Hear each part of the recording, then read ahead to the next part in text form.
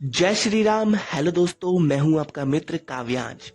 हमने हमारी लाइफ में बहुत सी ऐसी अनसुनी कहानियां सुनी है, अनसुने ऐसे महाकाव्य सुने हैं जिनको सुन के हमारे मन से बस यही बात निकलती है कि क्या सच में कभी ऐसा हुआ होगा? क्या सच में कभी इतना शक्तिशाली जीव इस धरती पर होगा? क्या सच में कभी ऐसा महाबली महापराक्रमी योद्धा एग्जिस्ट करता होगा? बचपन में हमारे मन में हमेशा यही बात चलती थी कि काश मुझे भी कोई ऐसी दिव्य शक्ति मिल जाए। हमारे घर के बड़े बूढ़े लोग हमेशा हमसे कहा करते थे, जब सृष्टि में कुछ भी नहीं था तब भी एक शक्ति एग्जिस्ट कर रही थी और वो थे गॉड ऑफ डिस्ट्रक्शन शिवा। और आज मैं आप लोगों को उन्हीं के एक रूप महाबली श्री भगवान हनुमान जी की एक बहुत ही रोचक कथा सुनाने जा रहा हूँ। अगर आपको ये कथा अच्छी लगे तो कमेंट बॉक्स में जय श्री बालाजी जरूर लिखें और ऐसी ही और स्टोरीज के लिए हमारे चैनल को सब्सक्राइब करें। बहुत समय पहले किसी काल में भगवान श्री हरि विष्णु संसार का भ्रमण करने की इच्छा से अंतरिक्ष में घूम रहे थे। उन्होंने अनेक ऐसे ग्रह देखे जहां जीवन नहीं था और बहुत सारे ग्रह तो बहुत ज्यादा विकसित हो चुके थे। इसी दौरान भगवान विष्णु से स्वयं सूर्य नारायण मिलने आए। सूर्य देव ने भगवान विष्णु को नमस्कार किया और फिर उनके समक्ष अपनी चिंता रखी। सूर्य देव ने बताया कि उनके प्रकाश को अपनी गति के लिए बहुत ही अहंकार हो गया है। प्रकाश अपनी तीव्र गति की शक्ति के चलते हर किसी को चुनौती देता है कि उससे तेज इस संसार में कोई भी नहीं है। भगवान मुस्कुराए और उन्होंने सूर्य देव से कहा कि आप चिंता ना करें सूर्य नारायण, मैं आपकी परेशानी का कोई समाधान जरूर निकाल ढूंढूंगा। और कुछ समय पश्चात भगवान विष्णु अपना रूप बदलकर प्रकाश के समक्ष जाते हैं।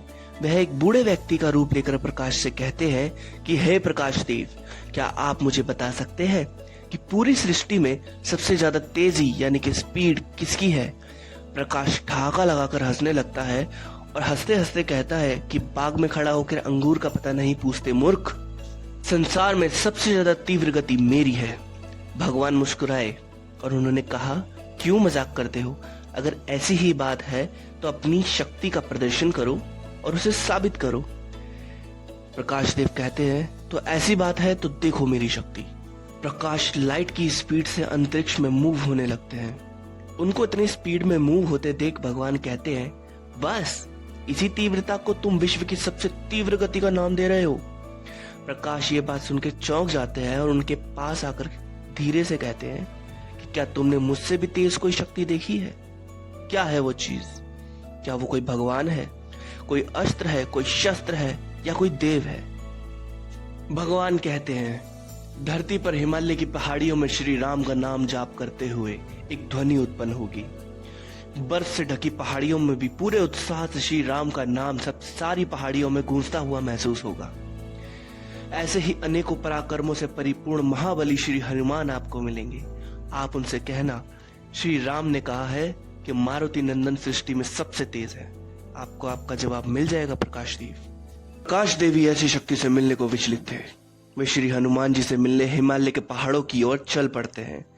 अपनी गति की सहायता से वे कुछ ही समय में श्री हनुमान जी के समक्ष प्रस्तुत हो जाते हैं और देखते हैं कि हनुमान जी पूर्ण रूप से श्री राम का नाम जाप करते हुए फुल एनर्जी से उनका भजन कर रहे होते हैं।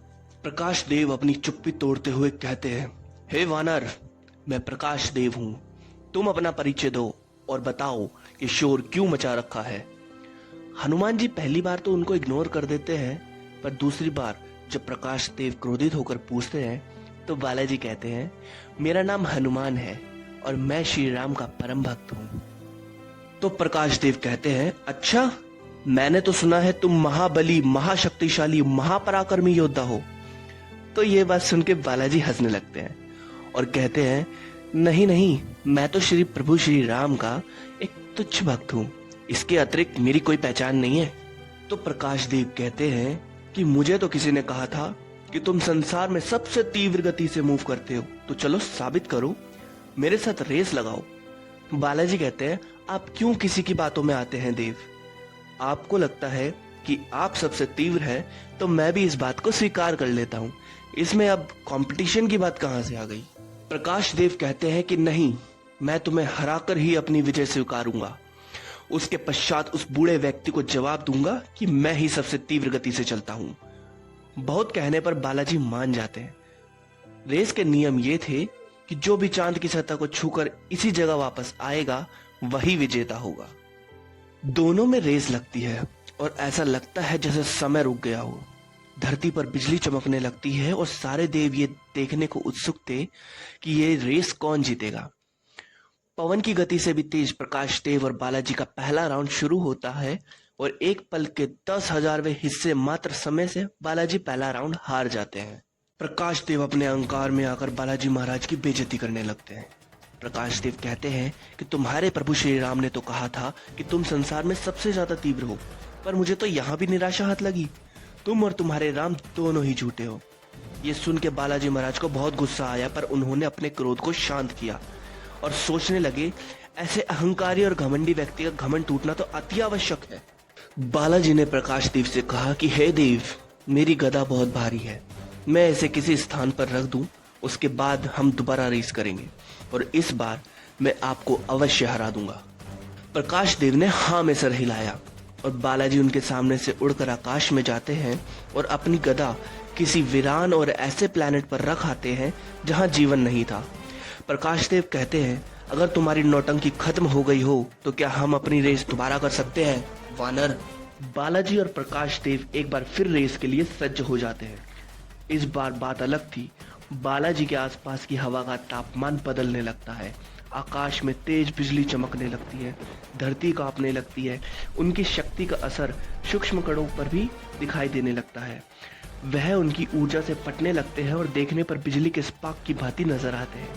प्रकाश देव को प्रकृति में जो परिवर्तन हो रहा था वह नजर नहीं आ रहा था, क्योंकि वह तो अपने घमंड में चूर थे। बालाजी बादलों की तरह गरजे और बोलते हैं और रेस स्टार्ट हो जाती है। बालाजी की स्पीड इतनी ज्यादा थी कि प्रकाश देव उनको देख तक नहीं पाए जब बालाजी चांद की सतह को छूकर वापस आए। बालाजी जब प्रकाश देव के पास से गुजरे तो प्रकाश देव के कपड़े कहीं कहीं से फट गए और ये देख प्रकाश देव डर से कांपने लगे।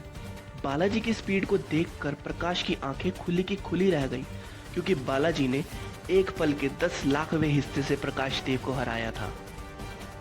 बालाजी ने सिर्फ एक बात कही, वह भी किसी फटकार से कम ना थी, कि मेरे प्रभु श्री राम ने कहा था कि मैं सृष्टि में सबसे ज्यादा तीव्र हूं, तो मैं हूं।